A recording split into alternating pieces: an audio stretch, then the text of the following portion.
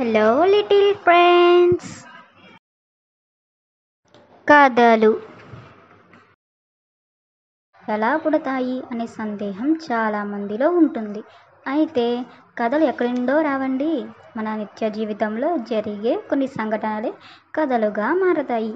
ఈ విధంగా కొన్ని కథలు నవ్విస్తాయి, ఆలోచింపచేస్తాయి, నైతిక విలువలను తెలుపుతాయి.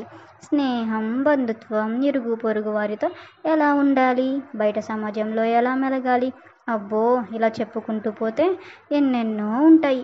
కానీ ఈ కథల నుండి మన జీవితాన్ని వృధా చేయకుండా ఎలా నడుచుకోవాలో మనం నేర్చుకోవాలి. ఇక మన కథలోకి వెళ్దామా? మన కథ పేరు రామచిలుకలు. అనగనగా తిక్కాపురం అనే గ్రామంలో ఒక పెద్ద మర్రి చెట్టు ఉండేది. ఆ మర్రి చెట్టు మీద ఎన్నో రకాల జాతుల పక్షులు గూడు కట్టుకొని నివాసం ఉండేవి.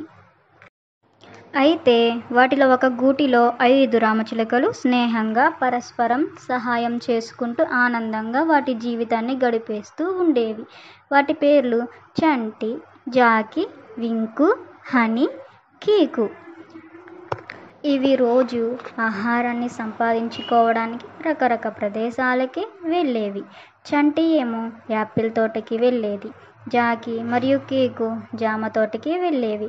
ఇక వింకు మరియు హనీ మామిడి తోటకి వెళ్ళేవి. ఇలా ప్రతిరోజు సూర్యోదయం అవ్వగానే ముందుగా కీకు లేచి మర్రి చెట్టు అవతల ఉన్న పూమల నదికి వెళ్ళి తనని తాను శుభ్రపరుచుకొని తిరిగి గూటికి చేరేది. అప్పటిదాకా సోమరిపోతుల్లాగా నిద్రపోతూ ఉండేవారు. బగబగ మండే సూర్యుడికి కూడా బద్ధకం తెప్పించే వాళ్ళ నిద్రని పోగొట్టి పూమల నదికి తరిమేది కీకు. వింకు అనే రామచిలుక మాత్రం పూమల నదియే వచ్చి తన మీద పడ్డ తుడుచుకొని మళ్ళీ నిద్రలోకి జారుకుని అంత కుంభకరుని చిలక. ఆ వింకుని నిద్ర నుండి లేపడానికి ఈ మిగతా చిలుకలు అనేక పన్నాగాలు వేసేవాళ్ళు. ఇక 5 చిలుకలు వాటి ఆహారాన్ని సంపాదించుకోవడానికి బయలుదేరాయి. ఆహారాన్ని సంపాదించుకొని ఆడుకొని పాడుకొని సాయంత్రానికి అందరూ కలిసి గూటికి చేరేవారు.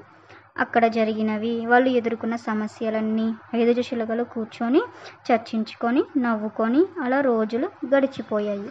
ఇలా సంతోషంగా వాటి జీవితాన్ని గడిపేస్తుండగా ఒక పెద్ద గ్రద్ద ఆ మర్రి చెట్టు మీదకి నివాసం ఉండటానికి వచ్చింది. గ్రద్ద అంటే పక్షులన్నిటికీ రాజులాగా. ఆ గ్రద్ద ఆ పక్షులన్నిటినీ దాని ఆధీనంలోకి తెచ్చుకోవాలి అనుకునేది. అలాగే చేసింది. కానీ 5 రామచిలుకలు మాత్రం దాని మాట వినేవి కావు. అందుకని ఆ గ్రద్ద వాటి మీద కోపంతో ఆ రామచిలుకల మధ్యలో పుల్లలు పెట్టేది. అది తెలుసుకున్న వింకు వెళ్ళి జాకీకి చెప్పింది. ఆ 2 కలిసి ఆ 3 రామచిలుకలకు చెప్పాయి.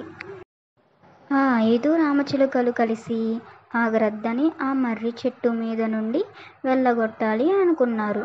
వాటికి మిగతా పక్షులు కూడా సహాయం చేస్తా అని ముందుకు వచ్చాయి. అందరూ కలిసి ఆ గ్రద్దను రాత్రివేళ దానిని భయపెట్టి అక్కడి నుండి తరిమేశాయి. ఇక అందరూ కలిసి సంతోషంగా ఆ గ్రద్దని వెళ్ళగొట్టిన సందర్భంగా దావత్తు చేసుకున్నాయి. ఇదిగోండి, ఏదైనా ఒక మంచి జరగాలి అంటే అందరూ కలిస్తేనే జరుగుతుంది. Bye bye little friends.